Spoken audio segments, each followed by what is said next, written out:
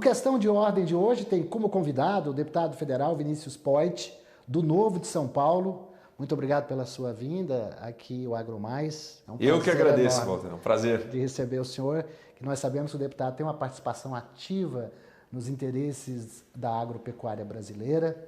O novo é novo, mas o agronegócio já é bem antigo e a gente fica muito feliz que o senhor, que é um deputado de primeiro mandato, um deputado novo, está aí defendendo o nosso setor, que é cheio de desafios.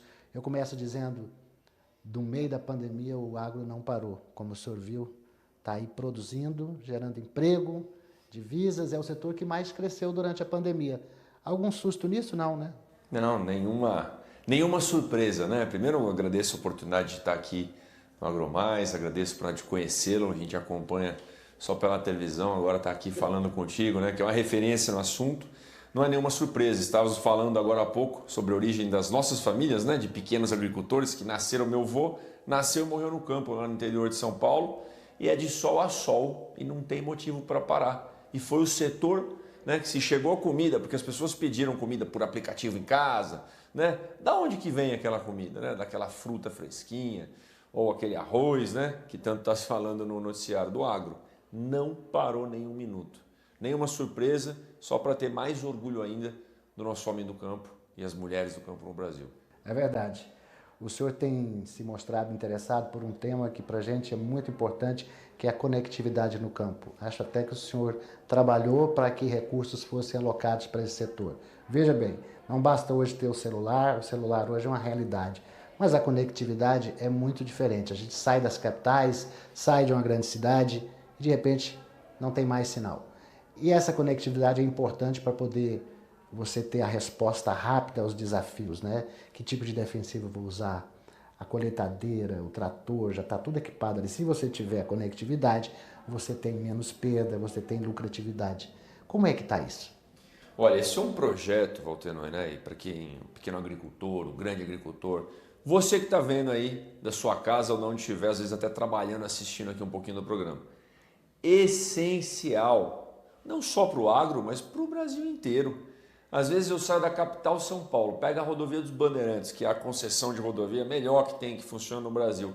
Andou um cadinho ali, vai para Itatiba, né, para Campinas, ali que é um polo importantíssimo. Às vezes não pega o sinal, imagina nos rincões desse país, né, para o nosso Nortão, para o nosso Mato Grosso e tantos outros polos tão fortes em água, nosso país que é quase no Brasil inteiro.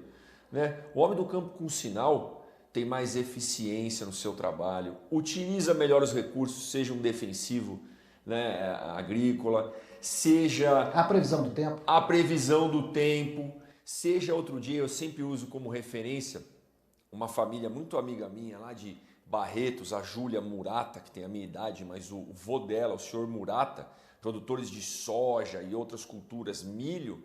Ela abre o celular aqui, já vê os pivôzão tudo trabalhando, como é que está a umidade, ou seja, economiza mais água, economiza defensivo, economiza recurso, baixa o preço final para ser bom para o consumidor e para o brasileiro.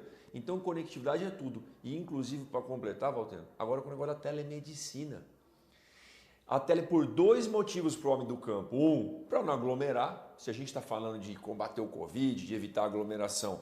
Importante você ter telemedicina, mas para ter telemedicina, que é medicina à distância, gente, pelo celular, por telefone, tem que ter conectividade. E de dois, às vezes o cara está numa fazenda, um negócio que é muito longe da cidade. Imagina o tempo que ele perde vindo, voltando, quando ele pode resolver tudo lá com o celular e com o sinal funcionando. Como é que está isso na Câmara, deputado? Esse projeto foi aprovado na Câmara, fui o relator dele de plenário, foi para o Senado e agora ele está na Comissão de Assuntos Econômicos do Senado com a senadora Daniela Ribeiro. O que ele determina?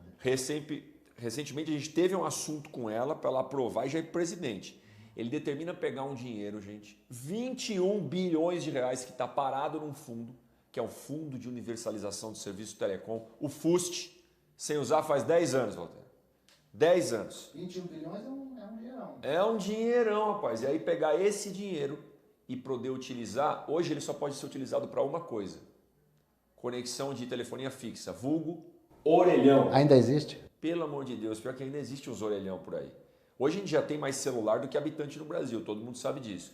Mas a gente poder pegar, em vez de só investir em orelhão, conectividade para cooperativas, escolas rurais, pequenos produtores, fazendas, sabe? Cidades onde a conexão ainda não é muito boa, financiamento para aquelas antenas grandes que bota num sítio ou numa região mais longe.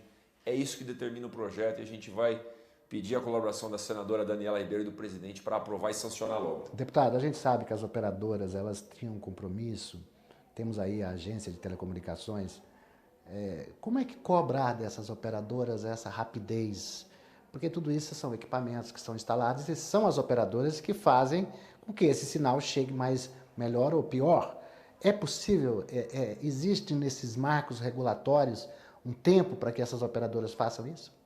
Assim, como eu sou um defensor do livre mercado, né, e da atuação com liberdade do indivíduo, com liberdade da empresa e o consumidor que vai avaliar qual operadora que é socialmente mais responsável, que se preocupa em atender principalmente a população mais isolada. As operadoras estão seguindo a legislação. Parte do seu faturamento tem que ir para esse fundo. Tá indo. O que a gente está indo, só que a gente precisa modernizar a lei, porque senão nós vamos ficar obrigando as operadoras a construir orelhão, gente. Pelo amor de Deus. Uma coisa bacana que teve recentemente, foi uma relatoria nossa numa comissão, na Comissão de Agro, é transformar, né, multas que as operadoras têm que pagar por descumprimento de alguma lei, em vez de botar num fundo, em algo burocrático do governo, ela mesma já construir redes de conectividade em locais distantes. Você não precisa pagar a multa, converte sua multa em... Não tem esse negócio que... Bom, tem muito criminoso aí que não cumpre nada no Brasil, né, de outros crimes. Mas não tem aquele negócio de pena em cesta básica, pena em... Não precisa pagar sua multa? Paga botando conectividade para quem precisa. Já é um baita de um negócio bacana. Então a gente tem que modernizar a lei. Pois é, o setor de algodão, por exemplo, no Oeste Baiano, é uma maravilha.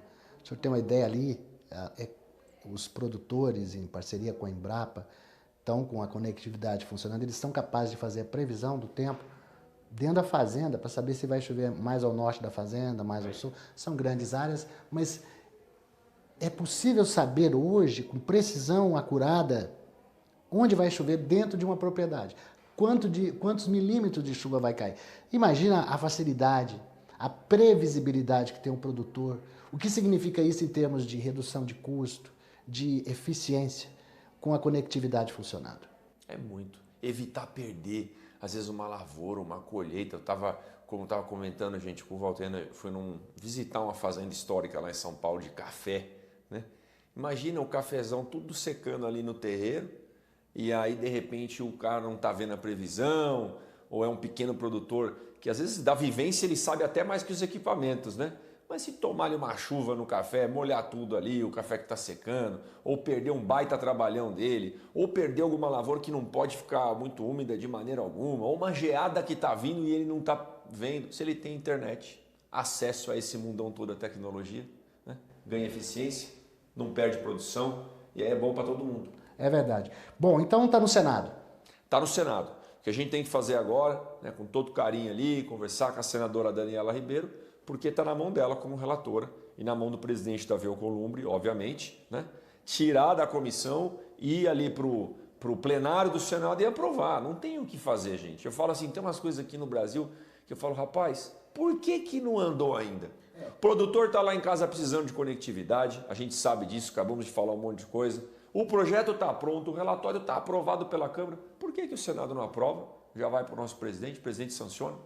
Na Câmara temos aí, nesse rol de projetos que precisam ser votados, a questão da regularização fundiária. Nós temos lá um relatório do deputado Marcelo Ramos, que está lá pronto para ser votado. Há algumas críticas do setor, mas é melhor o projeto do que não ter o projeto, né? Só na Amazônia são milhões de produtores que precisam dessa regularização, mas não é só isso, ela chega a alcançar também as áreas urbanas.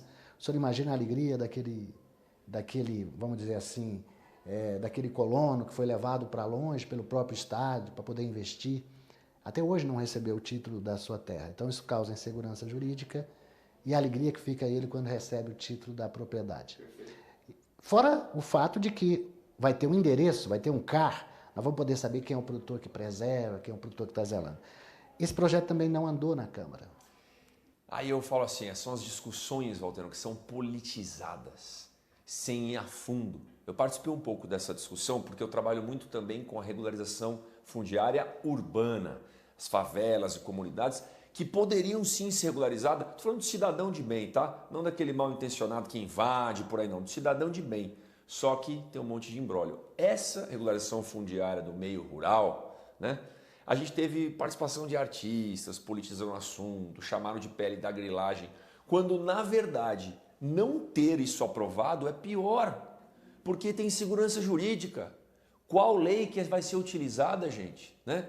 Qual marco ali legal? Qual código florestal? Então esse colono que é correto, o que não tem o título de propriedade e pessoas mal intencionadas podem usar essa falha de interpretação da lei e de marco temporal para realmente cometer algum crime e fazer alguma coisa errada com alguma terra. Então, aprovar esse projeto de regulação fundiária, gente, é bom para o Brasil. Ele foi bem trabalhado, bem discutido. O deputado Marcelo Ramos, sabe, para ter justamente olhos de águia ali em cima das terras, monitorar, todo mundo com o CAR, todo mundo certinho, para prevenir a grilagem, para coibir quem faz coisa que não está certo, criminoso, e valorizar o homem do campo trabalhador que merece seu título. E o projeto, pelo que a gente pôde conversar aqui com o deputado Marcelo Ramos, é um projeto que ele faz seleciona bem, deixa bem claro quem não será beneficiado. Então, quem tiver mais área não é beneficiado, quem tem trabalho escravo não é beneficiado, está dentro daquele módulo de até 6 módulos rurais. Então, assim, não vale para parente. Então, foi bem feito. Tem uma lista, o filtro, a peneira é muito fininha, tem uma lista de limitantes ali, bicho, justamente para prevenir coisa errada. Outra coisa, que também é do interesse da gente, que agora essa sim é muito importante, é a reforma tributária. A reforma tributária é necessária, a gente precisa simplificar impostos, precisamos reduzir a carga tributária de quem paga muito e que não é justo, e também trazer para a contribuição aqueles que ainda não contribuem. Mas, da forma como está sendo apresentada, há uma preocupação de que haja uma sobretaxação, principalmente do pequeno produtor. Isso possa afetar a cesta básica. Se você taxar da porteira para dentro, você acaba pegando muita gente que não é empresa, que é produtor individual. Então há essa preocupação. Como o senhor já demonstrou a sua afetividade pelo setor, está acompanhando também essa questão? De perto, Valdir, de perto. Desde o começo do mandato, a gente teve uma proximidade muito grande com o Ministério da Economia, com o ministro Paulo Guedes, para as discussões de tributos dentro do setor agro. Todos lembram daquele episódio do leite, lembra? Quando tirou o imposto sobre o leite francês lá, rapaz, teve um barulho no mercado, pegou e voltou o imposto. Por quê? Lá o leite é extremamente subsidiado lá na França, só que tem infraestrutura para essa turma. O país tem condições para esse negócio escoar. Aqui no Brasil a gente não tem infraestrutura nenhuma. As fazendas são eficientes da porteira para dentro, da porteira para fora, né? Tem estrada e olha lá, não tem ferrovia, tem complexidade tributária, tem o governo atrapalhando o pequeno produtor. Então uma coisa que a gente conversou com o ministro Paulo Guedes, tudo que é subsídio para um setor, tudo que é uma diferenciação de tributos para um outro setor, a gente tem que tomar cuidado para a gente não gerar distorções na economia. Só que não dá para simplesmente fazer assim, né, Valtero? E aí penalizar o pequeno produtor. Aquele que sofre na mão do Estado burocrático, a gente tem que fazer uma transição. Pô, né, como algum setor está muito taxado, o outro está pouco, a gente vai ter que diminuir esse e aumentar esse um pouco. Só que isso tem que ser uma transição. Tem que melhorar, tem que desburocratizar para o cara abrir o negócio dele, para o cara pagar imposto, para o cara obter o alvará. Você não pode simplesmente virar a chavinha e continuar com esse estado. Modernizar as leis trabalhistas hoje. Você, por exemplo, tem situações em que é complicado essa questão do trabalho temporário, mas quem colhe laranja, colhe durante uma fase do ano, quem colhe o café também. Como é que você vai organizar o trabalhador para garantir a ele o direito e dar segurança jurídica para que você possa contratar sem, no final, ter que responder a processos na Justiça do Trabalho, porque você não tem condição de ter, durante 6 meses, alguém que você não está gerando. Então, todas essas questões acabam sendo amarras que poderia... Imagina o Brasil, um país que De acordo com pesquisas da FAO, o Brasil vai ser responsável. Em 2050, metade da população do mundo pode estar dependendo de alimentos do Brasil. Então nós temos uma responsabilidade mundial também. Precisamos modernizar as leis. Mas muito. A lei trabalhista no Brasil não tem como dar certo do jeito que está. Né? Eu falo que é da época do Getúlio, da época de 1900 e nada, que alguém inventou a tal da CLT. Aliás, esse tema eu sou muito crítico. Né? Eu acho que, inclusive, a hora que o Ministério do Trabalho foi para baixo ali, do ministro Rogério Marinho agora, o troço foi enxugando, é nessa direção. Não, está começando. Outro mas dia eu estava tem com, que, né? com o Paulo Eduardo, o Paulo Eduardo, né, que lá do Paraná, que botou uma lei para acabar com o Ministério do Trabalho, alguma coisa assim. Rapaz, teve uma gritaria lá. Eu falei, não, mas peraí, gente, vamos analisar. Pega qualquer empresa grande, gente, eu não estou querendo ser polêmico aqui, tá? Mas já sendo, pega qualquer empresa grande, qualquer empresa. Esses dias eu vi do banco, aquele JP Morgan. Pega o banco JP Morgan lá dos Estados Unidos. No mundo inteiro, 90 e tantos % dos recursos que ele tem que despender para pagar processo trabalhista é no Brasil. E o restinho é no resto do mundo. Alguma coisa está errada no nosso país. Então, além de modernizar a reforma tributária, a lei trabalhista tem que avançar. A gente já teve uma pequena reforma, já foi super positiva, diminuiu drasticamente, inclusive processos trabalhistas que não tinham fundamento nenhum, mas ela tem que avançar ainda mais, principalmente para a inovação. Eu estou relatando agora, Walter, um negócio que chama Marco das Startups, que é inovação, empresas novas no campo, inclusive. Nossa, isso é muito bom. Na área do leite, isso é fantástico. Rapaz, Apagado de leite lá em Minas Gerais tem dado exemplo. O professor Paulo, que é nosso colaborador aqui, eu tive lá acompanhando as startups, como é que é possível você desenvolver tecnologias... Inovar, coisas que a gente nem imagina que pode existir. Só que essas empresas pequenas, às vezes não têm recurso para pagar um baita de um salário para um funcionário, por exemplo. O que elas fazem? Dão um salário menor e dá uma possibilidade do cara ficar acionista, de ganhar uma parte da empresa. Como é que é o nome disso? É o tal do stock option, né? Opção de ação. Mas isso não tem na CLT. Isso eu falo que é só os advogados que ganham dinheiro, porque precisa fazer um monte de contrato, dar uma baita de uma volta, complicar para poder fazer. Por que a gente não escreve? No Brasil, a remuneração pode ser feita a partir de um pouquinho de dinheiro fixo, mas pode dar uma promessa do cara ser sócio também, isso é possível. Modernizar a lei trabalhista é essencial. Você disse que isso está como? É um projeto também? Isso, chama Marco das Startups. Né? Isso vai basear em 4 coisas. Uma, modernização da lei trabalhista para startup. 2, investimento. A gente precisa trazer mais segurança jurídica para o investidor. Todo mundo sabe, investidor às vezes vem botar dinheiro no Brasil, tem até arrepio, né? Que é tanto alvará, tanta complicação. 3, compras públicas. É o governo poder comprar inovação, porque hoje a lei do governo de licitações é tão complicada que o cara não consegue comprar inovação. Né? E 4, ambiente regulatório, menos alvará, menos imposto, mais fácil para o cara montar um negócio. Esse se chama Marco de Startups, tem um projeto já na Câmara que eu sou o relator.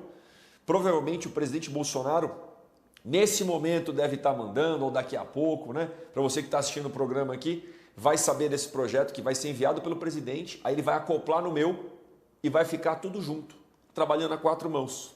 Poder Executivo com o presidente Bolsonaro vai ser um golaço do presidente, junto com a Câmara, junto com a sociedade, e a gente fazer o relatório ser aprovado ainda esse ano, para melhorar as condições para quem quer abrir negócio. Deputado Vinícius Poit, outro tema que está parado lá, já foi aprovado na CCJ, mas não foi a plenário, e é um tema que gera muita discussão e desinformação da sociedade, muito por participação de ONGs, de muitos artistas que, com todo respeito, não sabem a importância que é o defensivo agrícola num país que tem a situação climática que é no Brasil. Então você tem um país, diferentemente dos países europeus frios, você tem 6 meses de inverno, você tem o próprio combate natural das pragas. Agora aqui no calor do verão, são 6 meses de temperatura alta, a gente com raras exceções tem uma neve aqui, outra acolá, mas seria muito bom se a gente pudesse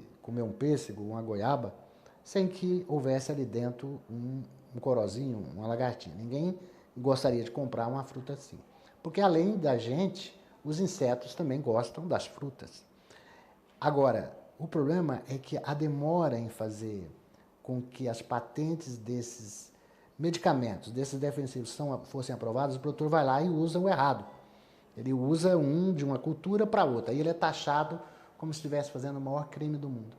Então, de que forma que a gente pode melhorar o discurso para a sociedade? O senhor é importante nesse papel, de que é importante o defensivo, que precisa ser fiscalizado, que precisa ser dosado para a gente poder manter, inclusive, as nossas exportações de frutas que encantam o mundo. Perfeito. A relação aqui é a mesma coisa com a questão da regularização fundiária. As pessoas não sabem no detalhe e aí politizam a discussão e tudo é extremo. Primeiro que não chamam de defensivo, né? Chamam de agrotóxico. Agrotóxico e outros nomes, né? Lá o meu avô fala agrotóxico. Só o agrotóxico não é defensivo. E se a gente não moderniza a lei dos defensivos, isso eu acompanho na Assembleia Legislativa do Estado de São Paulo também, o que acontece? As pessoas usam os defensivos errados, usam produtos que já estão passados, já estão obsoletos, quando tem coisa muito mais moderna para a gente colocar no Brasil. Aí demora 10 anos para ser aprovado. Coisa mais moderna que é melhor para o meio ambiente, melhor para a saúde. Olha que contrassenso. Para que ficar num discurso extremista que vai manter o país atrasado, com insegurança jurídica, com o produto obsoleto sendo usado, porque já é usado, em vez de a gente dar um passo para o Brasil do futuro.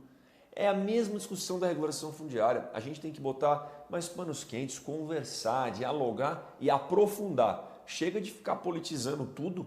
Vamos pensar no cidadão, tanto no produtor rural lá, no homem do campo que está trabalhando duro, quanto no Brasil que exporta, né? Lá o Pernambuco, né? Bahia, tem um ali que tem uma produção de fruta para dar com pau. E só as frutas mais bonitonas mesmo que a gente não consegue nem comprar aqui, que só vende na Europa, nos Estados Unidos. E aí por que estão comprando? Estão comprando porque tem qualidade, não é isso?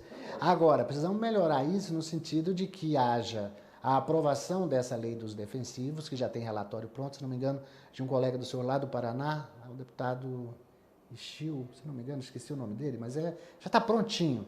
Mas não vai porque há muita pressão de setores que acreditam que o Brasil é o país que mais consome agrotóxico, que vamos envenenar a comida do brasileiro e do mundo, quando, na verdade, sem os defensivos, nós não teríamos condição de ter a produção que a gente tem hoje.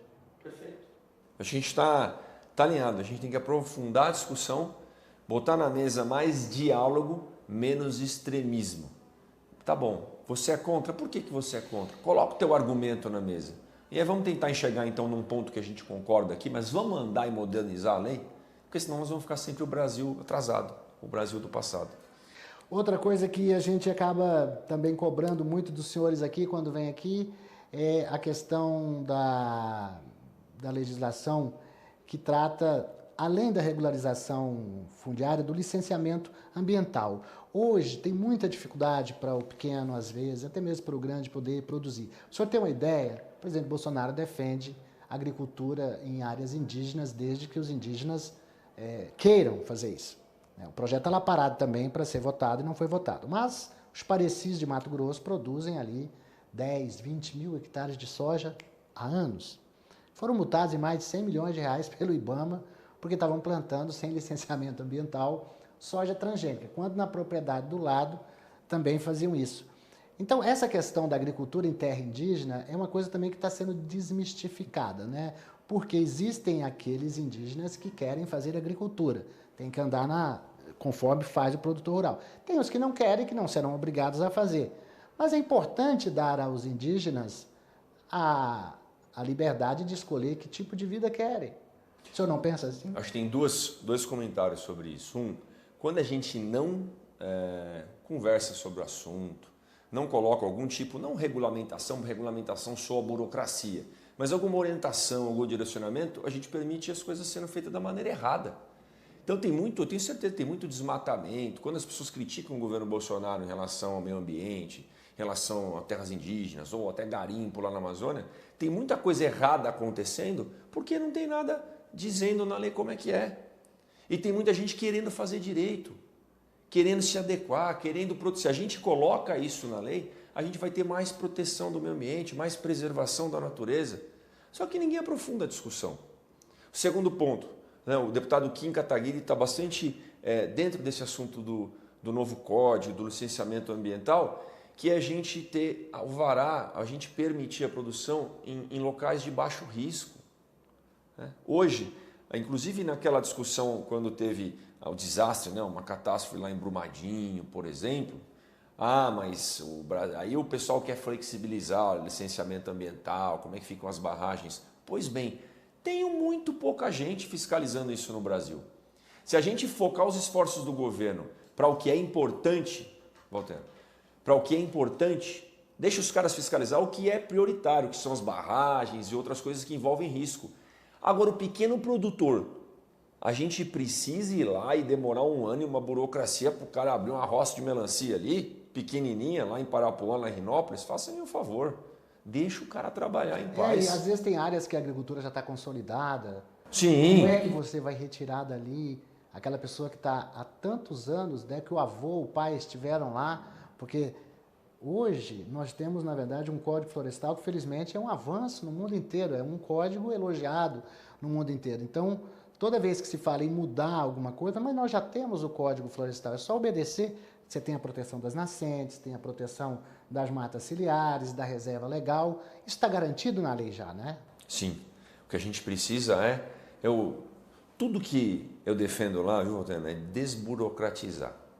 É mais liberdade, é menos Estado atrapalhando, né? É mais segurança jurídica, principalmente para o pequeno, para o médio empreendedor. Esse cara é o que gera mais de 50% das vagas de emprego no Brasil. Seja na cidade, seja no campo, esse cara precisa de mais liberdade. Seja para abrir sua pequena roça ali, vai fazer uma rocinha de milho, uma rocinha de melancia lá em Rinópolis, ou batata, ou amendoim, ou o que for, ou um pequeno pasto, o cara não precisa ter tanta burocracia assim. A burocracia necessária, o que o Estado tem que ficar em cima, são das coisas de grande risco. Fazendo um paralelo com a cidade, o cara quer abrir uma agência de marketing, o cara quer abrir uma consultoria, um negócio pequeno, gente, não precisa de alvará, inclusive para funcionamento. A prefeitura pode focar os esforços em fiscalizar postos de combustível, fiscalizar a indústria química, coisas que envolvem risco. Esse conceito tem que ser usado para tudo no Brasil. Senão, como é que nós vamos gerar emprego? Nós citamos aqui, Poete, vários projetos que estão precisando ser votados. Esse ano foi um ano atípico por causa da pandemia, mas mesmo assim os senhores trabalharam à distância, economizaram muito para os cofres públicos, né? Porque mostrou que esse trabalho à distância ele gera economia para o Estado e, consequentemente, para o cidadão. Mas como é que o senhor está vendo a Câmara para o ano que vem? Há toda essa discussão em torno se haveria possibilidade do Maia disputar, ser candidato novamente para um novo mandato. Ele tem dito que isso está fora de cogitação. Qual a expectativa do senhor para a Câmara Federal no ano que vem? Minha expectativa é que a gente tenha um novo presidente, que não seja o presidente Rodrigo Maia. Inclusive, ele já falou isso para a gente em algumas oportunidades. É lógico que na política, eu sempre esqueço o autor dessa frase, mas é igual o céu, né? Igual as nuvens. Mas daqui você olha aqui, a nuvem está de um jeito, você olha depois, a nuvem mudou. Né? Como é que está a nuvem hoje? Hoje está meio chuvoso aqui em Brasília, graças a Deus, né? Porque aqui é um clima seco. De vez em quando eu acordo cedo com os amigos para correr no parque da cidade aqui, mas é difícil de correr. Mas bom, para o ano que vem, eu espero uma Câmara dos Deputados mais produtiva, mais econômica. Tudo bem, a gente ganhou muita coisa em trabalhar à distância, mas tem coisa que tem que trabalhar pessoalmente. Parlamento é estar no parlar, né? Os caras têm que vir aqui conversar. E quando eu fico à distância, eu fiz questão de vir quase toda semana. Eu só não vim quando não teve sessão, como coordenador da bancada paulista e vice-líder do partido, porque tem coisa que você tem que falar olho no olho. A hora que desligou o Zoom e você está lá em São Paulo, o que você acha que acontece ali? As pessoas conversam. Então, tem muita votação importante, talvez a gente pode, votação para PEC e outras, tem que ser tudo pessoalmente no plenário. Alguma outra coisa mais rapidinho, você pode estar no gabinete, de repente, vota online para ganhar eficiência. Então, eu espero mais eficiência, eu espero que essa tecnologia do celular funcione mesmo para a gente ganhar celeridade. Né? Na Câmara tem esse negócio, agora tem que focar tudo, só pode votar a reforma tributária. Pô, tem que votar tudo ao mesmo tempo, meu irmão. Tem quantos parlamentares lá, quantas comissões? E eu espero que não tenha reeleição, porque acho que a gente lutar pelo respeito, né, ao presidente Rodrigo Maia lá. Mas a alternância no poder é democrática. Tem que ter alternância. O meu partido, inclusive, não permite mais de uma reeleição para o parlamentar. Se eu quiser, eu posso tentar a reeleição uma vez, depois acabou. Porque a gente tem que ter oxigenação, formar novos líderes, sucessão, passar o bastão. Senão fica igual alguns países totalitários aí, que é sempre o mesmo líder no poder. Vinícius, muito obrigado pela sua participação. Nós tivemos aqui hoje no Questão de Ordem o deputado federal Vinícius Poit, do Novo de São Paulo, defensor da bancada da Frente Parlamentar da Agropecuária.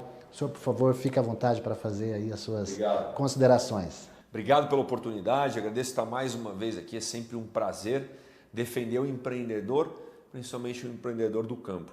Aqui não só como coordenador da bancada paulista, mas representando a FPA também, me deram a missão lá de coordenar esse tema de conectividade, que eu acho que vai ser essencial daqui para frente, gente. Ter sinal de celular no campo para ganhar mais eficiência, né? Utilizar menos recursos, que aí é bom para o homem do campo e bom para o brasileiro que está chegando comida na mesa num preço melhor, porque o preço que está do arroz agora está difícil, né? Então, obrigado. Obrigado, deputado. Valeu. Até mais.